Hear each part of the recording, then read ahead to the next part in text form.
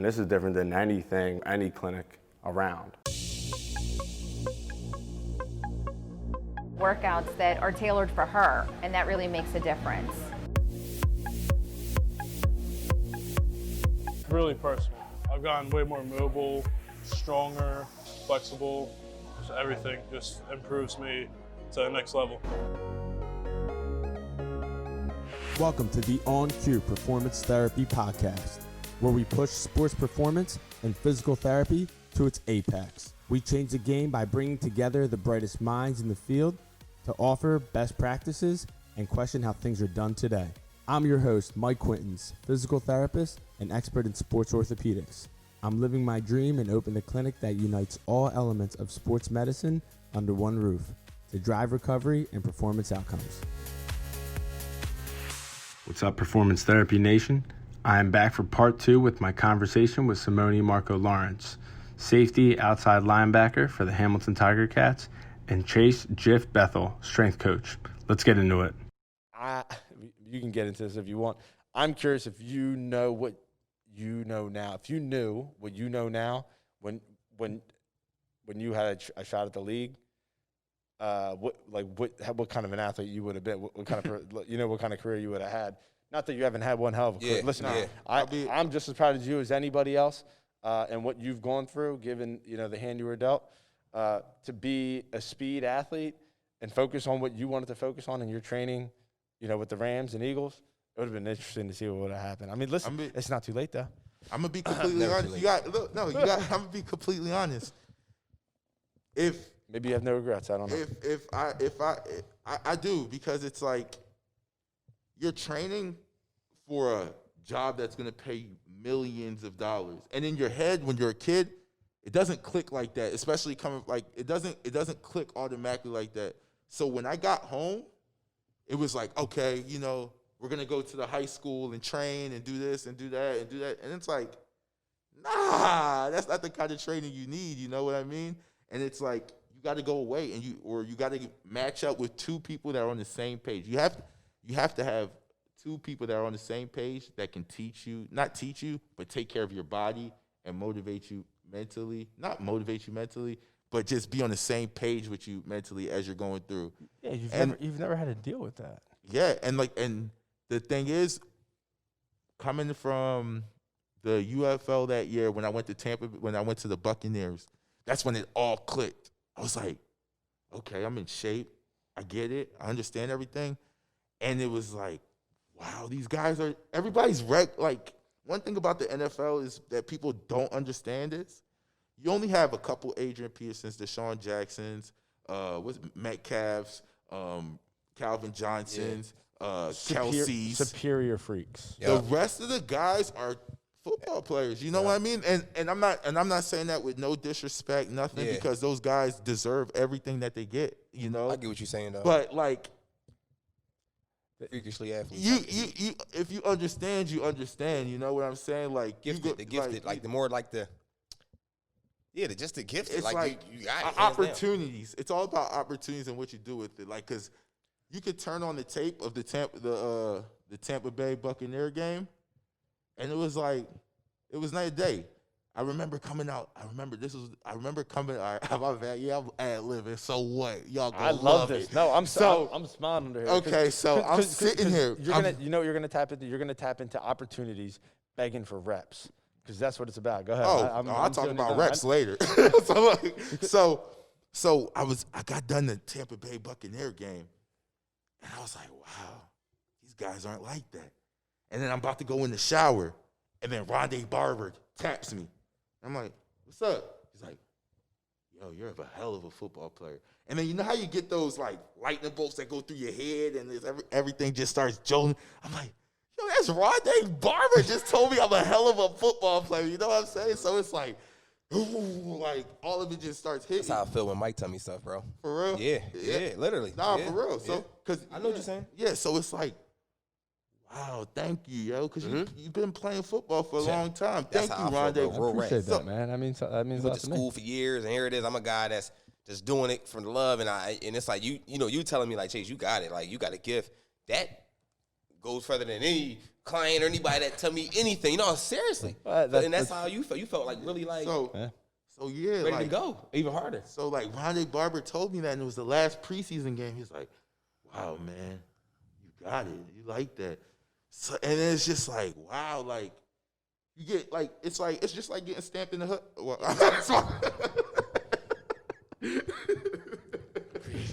It's you know, I've never been stamped in the hood, but what I would say is that what it's really about is the sense of belonging. I'm trying. I try not to. Yeah, man.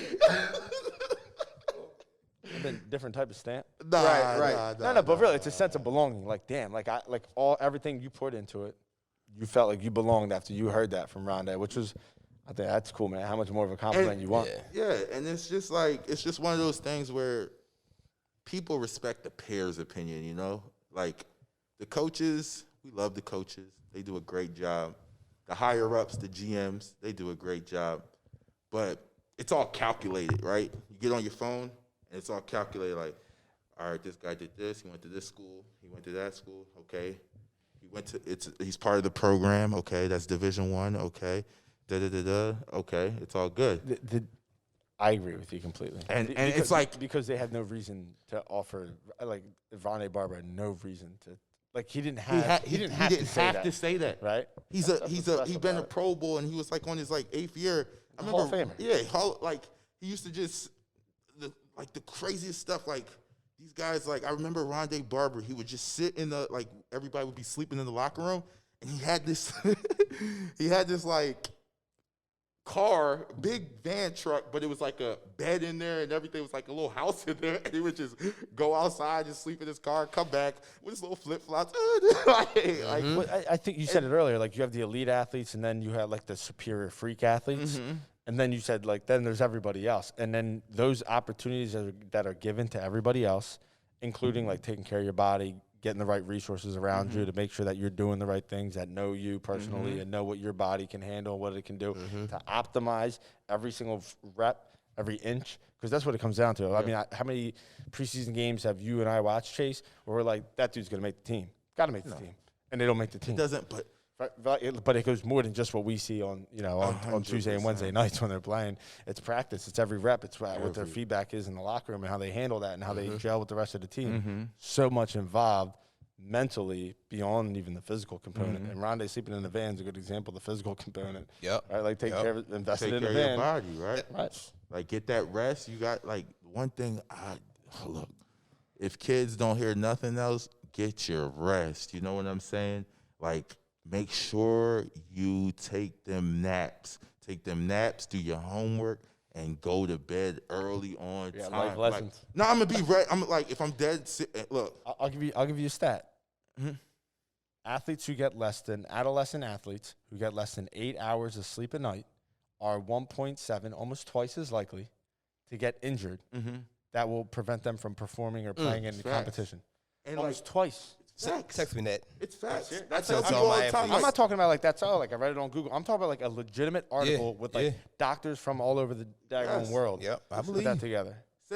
And it's like, and mine might have been by accident, but like I just remember sleeping on the bus before we even get to games. You know what I'm saying? We shoulder to shoulder sleeping on buses and stuff like that. And even in the pro level, just always taking naps, taking naps. And I don't know if it's equivalent to everything. But since I've been in Canada, I missed 3 games, practices. I probably missed 10 practices in 8 years, 7 years. Like, I'm like, it's just like. I got a quick question for you. I do have like 2 or 3. Like, I want to nail these down. Yeah, let's get it. At Canada, in Canada, how many days a week are you doing strength training outside of the season? Or in season, rather. Because otherwise you come home, right? You have to get 3 days in. 3 days of strength training. Are you doing speed training on those days? So your speed training, the way we run our thing is at practice. You know what I'm saying? Right. So we got periods, and it's balls to the wall to the ball. We don't like you see in the NFL. Like some guys are allowed to like do a little jog. It's not like that up there. It's like swarm. I'm about to ask you that. Is it like that? You see the way Alex Singletary is playing right now? For the Philadelphia Eagles, he's the Mike linebacker. Yeah. Okay. You see how he's making Flying to the 13 ball. tackles a game and stuff like that? That's just what it is, you know? Like, you fly to the ball. Look, if you're around the ball, you're going to make plays. It doesn't change, you know? Like, fly to the ball. You know what I'm saying? Like, it's So you're not doing as much like you're playing more. Your speed training is football. your speed training is football. Like we're on tape. Like, and you know one thing about tape, it never what Never lies. It never lies. So we're at practice, right? And we're watching people run to like, oh, that's as fast as you run. Looks like your backup's going. Let's see your backup, and then we'll put the tape on the twos. And what's that? It's just competition, right? Oh, your two's running like that, and you're running like that. Oh, okay. See, that's one thing that's different in college and obviously the pros than high schools. Practice is filmed, and you sit there and watch like Every day. Yo, that yeah, like every you sit day. there and watch. Like Every we're watching day. every practice. Every practice. We don't miss like it could be a walkthrough. It's Yes. getting taped, and we like everyone watches it. Like So this. if you're lazy on a play, like everyone's gonna know. Yeah. So it is interesting that them players still walk through things, which is interesting. But okay, so you're doing speed training. That's a part of football practice. And you have lifting 3 days a week. Go ahead. What else? Oh, you wanna so if you're it depends if you're active too. You know, it's a lot of components that take place. Sure, and all of of course. it. But like a lot, like the speed training comes in practice. Yeah. But one thing we do is a lot of explosion stuff, right? And like for the fast guys, a lot of band work. As a part of your lifting? yes. Okay, so tell me about that. So a lot of hip thrusts. You know, Are you jumps? Are you doing any jumping? we do some jumping, balancing. You know, a lot of stuff like you like to do for like the knee stabilization. You know, just to prevent injury prevention. We're big on preventing. You know, we don't want you to come in there and be like, oh, it's hurting. It's like, all right, we got enough resources to figure out. Let's Have to, not. man. The research supports it. Like, You know. like do the right exercises that are going to help minimize. Like, you really can't prevent. And that's why right? you But need minimize the to risk. work out. Oh, without a doubt. Well, that's why like you can't get faster if you don't sprint. Like you Right. have to sprint. Like that is like common sense now. Like I can't be going 75% all the time and expect my top speed to go up. You know Like, what I'm saying? It's same thing. know And what I'm the saying? same thing goes with ACL stuff. You got to do drills that are going to challenge the stability of your knee to an extent in a safe environment, right? And maybe you're catching a ball, and maybe you're looking over your shoulder to make it as similar as possible to the game, Yes, sir. right? And if you're doing that, then you're going to decrease your risk of getting hurt. Yes, sir. Is the goal. All right, this is awesome stuff. Do you guys get any technology in practice? Like meaning like obviously like there's, Yo, but I'm talking about like sensors. I'm Listen, talking about like look, when I say it's big time in Hamilton, like we're not one of those like. All right, I'm gonna give you a little shout out. CEO Scott Mitchell and owner Bob Young. We're not like one of those like baby little kid things. You know what I'm saying? Like what you think? Like I remember, I had one of those things in my back. Right, we call it like the battery packs, and it would track how much I ran and like everything I did, like all through practice. So Chase, these sensors will offer information to performance coaches, such as your average speed, My top, yeah. his top speed, his total speed or his total distance ran, Okay. right? How much rest he had. It tracks. It correlates his heart rate with that. It correlates his maybe even blood pressure with it. But essentially, what it does is it tells them how much work Marco did in practice today, and even better than that, hopefully they're doing this. If Marco is on like a light protocol day because he's recovering from an injury or whatever, it will then they will know that Marco did too much that day, or he can only do this much, and maybe they'll like phone down. And they'll be like, "Hey, listen, Marco's like he's done, doing like too- he's done yeah. today." Because we had a big thing with hamstrings, and we're like, how the hell can we make this stop? And Love it's it. it's Thank you. it's like, yo, we're having hamstring problems. What are we gonna do? Like, you know, like our best players are losing their hamstrings. This player's losing his hamstrings. What are we gonna do? You know, it's like everybody's like, oh, we got this. Like, you know, one thing I do love about the organization is it's solution based. You know, like everything in life should always be solution based. It's because like trials and tribulations always actually like, what the hell you gonna do now? Like, what's up? Like, what are you gonna do? So we got the sensors, and it's like you get to a certain level, and it's like coach comes up to like, hey Sim, man, you gotta like calm down or like go a little thing, you know. That It's happens, so that they talk to you? Because I haven't had any experience with someone who's actually, like, warned them in a practice, yeah. and then how they're actually implemented, like, live time. Yeah, you know? so he'll be like, yo, your thing's, like, too much, so, like, we're going to, like, calm you down. You're only going to do Like these many 7-on-7s, yeah. this and this and that, you know, and it's like the competitive nature, and you're like, hell no, you trying to let the number 2 get some shine, huh? But, and so it's like, now you're clashing with your coach. It's like, nah, I'm not getting out. And it's like, no, but coach said, well, you tell him to come. You know, and it's just one of those. Right. You're not holding me out of practice. Because- and then the coach is the one who's going to have to tell you. Like, because the medical team told you already, and you said no. Yeah, because it's like, I get the it. thing is, it's like a psychological warfare amongst Because everybody, right? the coach thinks that you're content, and you're thinking this. If the coach thinks I'm content sitting out, and you're not content sitting out anyway, I got to make it verbal that I'm not sitting out. You know what I'm saying? Right. And it's like, okay, it's on mental. him now. And it's a trust factor too. And it's hard because it's like, this is your job. It's not like, you know, it's like, I'm not letting you come in and get no reps. I'm sorry, like, because you may do good. you're not getting no reps. I remember like last year, like, I think I had like a little tweak in like my like hammy or whatever, right? And I was like, all right, what do I do? Called every single doctor. Let's get this hammy right. Get this hammy right. Get me ready for the next day. And it's like, you don't want to miss practice. Like, I'm not like, you just like, you got to be smart like during season, but like camp is one of those things where it's like, you don't want to be the guy that's sitting. Does Hamilton dictate who you see as like doctor? Like, do they tell you like, and you don't have to share this if you don't want to. If you say pass, we pass. So they make a recommendation. They do what they do, you know. Fair enough. But at the end of the day, like, there's second opinions, there's third opinions, there's fourth opinions, there's fifth opinions, you know, because it's your body and you know yourself. Like, you know, like there's been times where I was like, you know what, I'm just gonna go to California and go see the doctor I'm used to. You know what I'm saying? And like, you have the right to it's make just that because decision. it's like who you comfortable with. You know what I'm saying? Sure. Like, I don't want to go mess with somebody. Like, I wouldn't come talk. Like, I So wouldn't we're just. talking like needles. We're talking surgery. Yeah. We're talking like It's scary, right? Like, Sure. because we're like Survival. elite athletes. Like, you know, like God forbid, like I've never had any surgery. been very fortunate in your career. Anything ever in my life playing football, right? I had a shoulder, right? And I was just like, yo, like this hurts a little bit. Like, what's up? Like, I don't know what's going on. And then I go see a doctor, and then the doctor's like, yeah, you're good, you know, but, you know, we can make you better. And it's just like, how do you know what to trust? Because that's not your field, you know? And you know, growing up in Upper Darby and stuff, it's always like, stay your ass in your lane, you know, just stay in your lane, you know? Like, I don't know. So you're trying to trust people that you don't know, you know, and you think they have the best Interest. best interest for you. And it's just like one of those things where you still just listen to your body and you do what you think is right. You know, you just always do what you think is right. Yeah, recovery, and obviously you have a lot to do with recovery. Mm-hmm. What are your takes on recovery, like from a diet perspective? Yeah, you gotta. I mean, if you're gonna be a complete athlete, you gotta do everything right. Sure. Recovery, eat, sleep, Mm-hmm. train. You gotta do all that properly.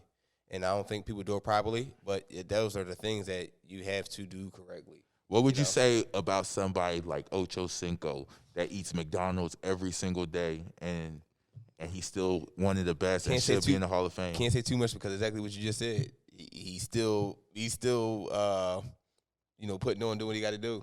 But why do you think that as a trainer? I mean, he shouldn't be doing it, but Why? hey, he's gifted, bro. He's a heck of an athlete, and it's like, how can I put it? Kiss the If it baby. ain't broke, don't fix it, man. Hey, if he eat McDonald's, he catching 100 passes, eat McDonald's, bro. Like, But, you know, like, so. but that's another thing. It's like sometimes I wonder. It's always like, what if he doesn't eat McDonald's? Like, how much better would he be? You know?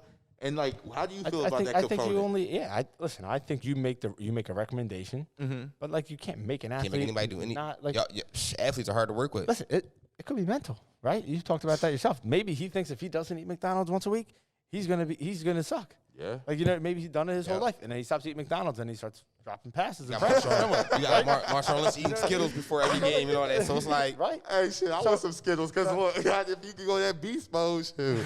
And that's the thing that You know what I mean? you have to be like conscientious and aware of Make a nowadays. recommendation, but right, exactly. You know what I You make a lot of recommendations. Are they going to do it or going to follow up? that's it. But recovery is super important, man. Like stretching.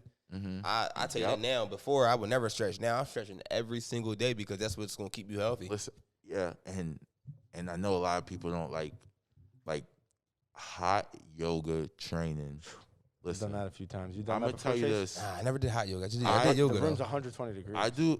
It's an hour and a half I'm a long. big advocate on hot yoga training just because you cannot move unless you're flexible and your body moves, right? I agree. And the thing about, I'll give Core Power a little love. Y'all better lower my membership. I always go to this place called Core Power, and it's like they have this thing called like sculpt yoga. I know you done sculpt yoga. You ever did sculpt yoga? No, just Bikram. Okay, Bikram. So it's I've done Bikram. it's intense training with weights and hot and music, and you're dancing, you're going crazy, and it's like still yoga. You're holding like child's pose or warrior 1, warrior 2, but it's all up tempo, and it's in like 120 degree weather, and it's just like it's like, you know how hard it is to stretch like cold. You're dripping sweat like in the first minute just from breathing exercise. Just from breathing. Like no joke, like you need like recovery from that. It was an hour and a half long Bikram at least. Same sequence of movements is what Bikram is. The second half of it, you're on the floor and you're like, oh, thank God. Like the first 9 minutes, you're like, oh, fine, we're on the floor. It's stone floor. Yeah. And you get that on the floor, you're like, oh my God, I can't breathe. Facts. Yeah. No joke. I had a view from inside the room to outside the room where the clock was. The worst mistake ever looking at that clock. I had to psych myself up. Listen, like I did wrestling, I did football, I've done camp, I did 2 days. Like I've been through it. I've had 2 ACLs. I'm looking, I no joke. I'm like, I've been through football camp. Like I'm straight. Come on now. Yeah. I'm like, you got a tiny little thing over here, like in a bikini, smoking, Killing us. it. Like killing it. Yes. And here I am, like freaking, like trying to pump myself up. Yep. Look, It's no joke. and that's the thing, like, because it's But like also more of this. it's like we're not used to those little small muscles all around those big macho muscles, right? And that's the thing, like, it's part of the game, yo. Like your body's like talking to you, like, yo, come see me for a little bit. You know, you can't just hang out with one person. You gotta come see the other side a little bit. Well, and I think that's what's special about what your energy that you bring in. When you said music, like everyone's like uppity, doing different dance moves with weights. That screams Simoni. I can't like no kidding you were in that class. Like the man at discount. shout out, no, but Core Power, whatever. But Bulldog Yoga in Villanova, fire. Bulldog Yoga in Villanova, yeah. Look, he's trying to get every sponsorship he can. No, and I heard good things about them too. Nah, You guys, what else you guys want to talk about? What else you want to add? I could do this for 8 hours. I could too. I mean, it's whatever, bro.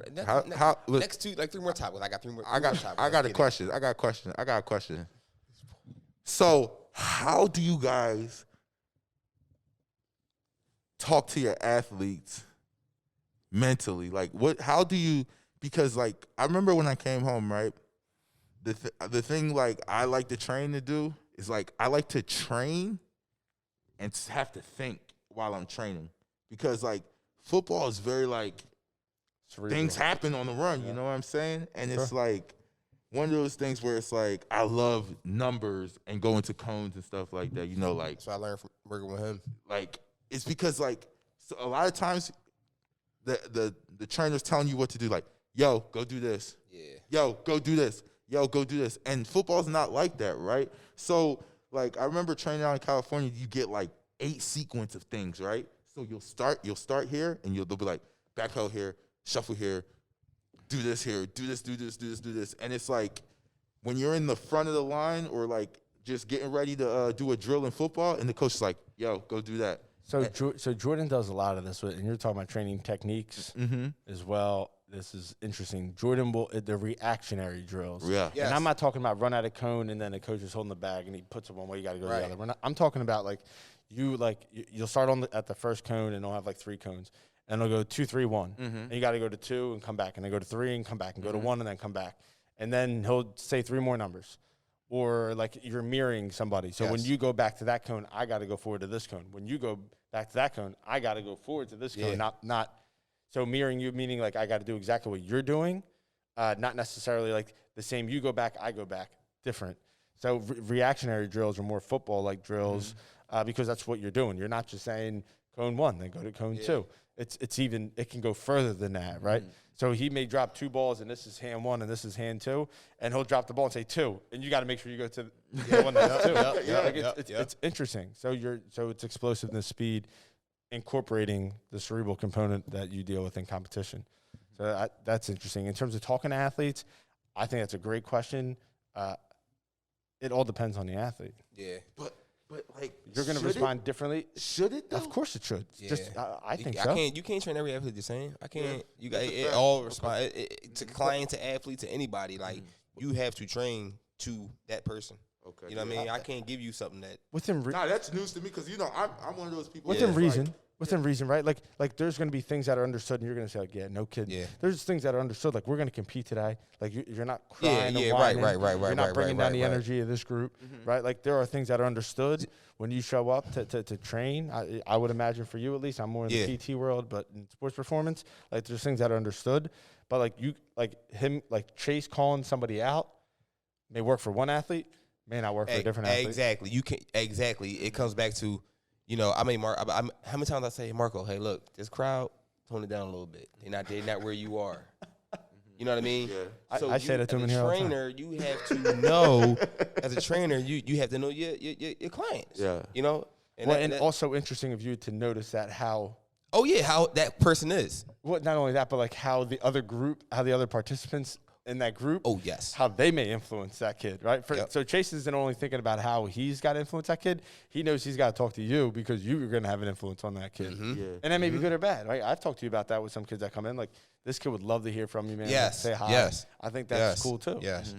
Where you're using the group to your advantage. 100%. Because it's like even when you're a little kid, right? You got your favorite players. Like my favorite player was LaDainian Tomlinson, Deion Sanders, and Sean Taylor. And I was like, how can I be these guys? You know what I mean? Yeah. And it's just like people just pick who they like and what they like and just like put it in your head. And like that's what takes you. You like, what would this player do? What would this player do in this situation? You know what I mean? And it's just like. I think coaches, but old school coaches, I think typically get the rap for not conforming to what an individual athlete may need. It's either you fit in with everybody else, or you can get the hell out. How do you? I think now it's tough. Now it's different. Now it's much different. It's a lot of maybe to a fault. Even it's tough because you lose a lot of good athletes, man. Right. But what happens to a team when you cater to one athlete more than anybody else? Yep. And now the rest of the team sees that athlete is getting special treatment, and it jeopardizes everybody will be the treated fair, but everybody will not be treated equally. If that kid's special and that kid needs a smack on the ass, I know it's hard, but like this is life. We can't let people just fall to the wayside because he doesn't fit your program. That's a little ass kid. Your job is to make sure he reaches his full potential. Well, we didn't say age or. Okay. I'm talking high school. You got to be detailed, bro. You can't. You taking one thing and then just putting it to a little kid. It's different. Okay, if we're talking about adults, then like what age? Just it's not an age, but just he didn't say it. He didn't say a situation, but you put in a situation. Okay, I put the situation like I'm talking right now. I'm talking like high school football. There you go. Too many times, kids get quit on. You know, like, and it's not. And I know it's hard. You got it's structure. Okay, you have to follow. I'm a trainer. I'm not just gonna cut you off. I'm a trainer. It's sometimes, man. Sometimes, and listen, it's not like this with everybody. Sometimes, as a trainer, if you're a trainer and you know you deal with elite people, do not take on that client that's not where you. Because now, if you tell that client, hey, we will get you to this point, It's a difference. That's what I'm saying. Like when you have that consultation, that's why you have consultations. When you have consultations, you see what they're about. You see what they can do. You see how they move. That's what you do. You see how that person move without you even. So you're saying don't take that client if it's not appropriate. If they don't fit in with the rest of your clientele. Yes, you can say no. Yeah, you can. You don't say have no. to take on a client if you don't want to. And that's my fault too, because I was speaking more from like a coach standpoint, like listen, I think the same can apply in that case. And same thing apply in that too, man. You think so? Yes. Well, it depends on the circumstances, right? But I've seen it firsthand where like an athlete will get special treatment. And I'm not saying they're hard.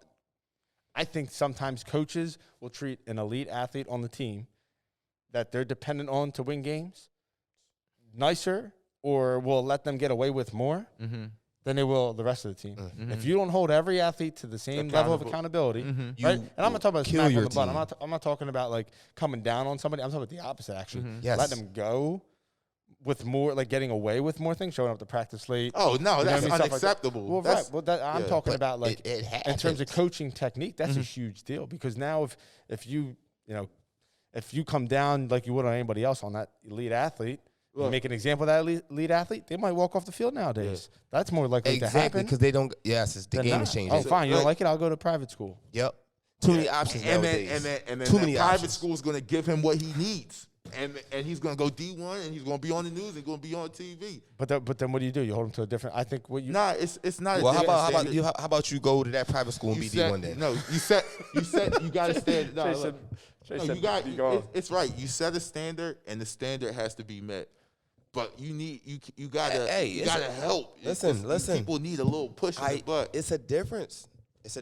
And it comes back to, Marco. If you just like how clients can fire their trainers, I will fire a client in a heartbeat. If you're not matching if you're not bringing the energy I need, it's gonna be like, yo, what's going on? Because at the same time we're in each other's space. So we gotta match energy. It gotta be some type of relationship where give or take. Hey. How's it going today? When I ask you how you doing, I want to know how you doing. Did you have a good day or a bad day? Because this session you're not going to bring that bad day to this session. Yeah. So let me know how to take you. Right. So is that the athlete's job to come to training that he's paying for more than likely and be like, yo, I'm having a bad day. I need you, coach. Like, what's up? Like, what's your job? That's completely okay in my books because we're more than a trainer. We have to be that. You have to be. Like therapists. But you got to be that. You have to. And there's days for that. But what I'm saying is, if I do not like your energy, if we're not, the vibe ain't working, I'd rather fire you before you hurt my name. Because you come to the sessions BS and come in half-ass. I got all the energy. I got a banging program. Marco, I'm going to use you. How many times have I had a program for you and you tell me what? Be honest, Marco. What? I don't want to lift, Chase. I want to run. I want to do this and that, right? Right. And I'd be like, oh, God damn it. Now I got to rethink some stuff because I planned in my head today that we were going to do this. He doesn't want to do that. Now, I gotta quick. You gotta move fast and think now. And what it comes down to in that case, and I've had like patients can be the same way. Way, yes. But I think what we have to do is, and I don't think it's fair to assume that Chase doesn't do this because I'm sure you do. Yeah. You try to have like some kind of like an intervention, right? Always. Like let's talk about it. Like, this is why I think this is important for you. Always. To do. Yes. And the same goes for the same athlete. I'm making an example of that. You're giving them special treatment, and if you want to hold them just as accountable as everybody else, and they're not willing to do that, they're threatening to quit. You got to talk to them. Yes. We got to make sure we understand each other because there's something going on with that client in your case or that athlete in the football case I brought up that they need to understand what the expectation is. Yep. And if we can't come to a common understanding and look at each other like men, like eye to eye or woman to man, whatever, if we don't understand each other and level with each other. We can't work. Yes. And so it can't be just all, and this is me as a leader, this is what I'm learning, is I'm so used to old school football like you guys have experienced, and now there's this new level coming out where my old school was you're doing this because that's what we do. Oh, yeah. And then if you don't conform, too bad. Yep. If you don't like me, too bad. Yeah, it's definitely changed. I've been in those situations. What's changed now for me is I got to ask questions. You got to. I see it with my staff. Like even like or any play. I've been leaders other places. I have to ask questions. If I say you're doing this wrong, I'm not going to get it done because they don't know why they're doing it wrong. I don't know why they're doing it wrong. Right? So ask them, like, your coaches probably do this. You don't know it. Simoni, why'd you do that? Like, what were you thinking? What did you see? Yes. And maybe you did see something that was legit. That's right? the Maybe you're like, question of the no, day. coach, you told me when he goes in motion that way, and he and he's lined up as like he's the third guy in. Like I pick him up.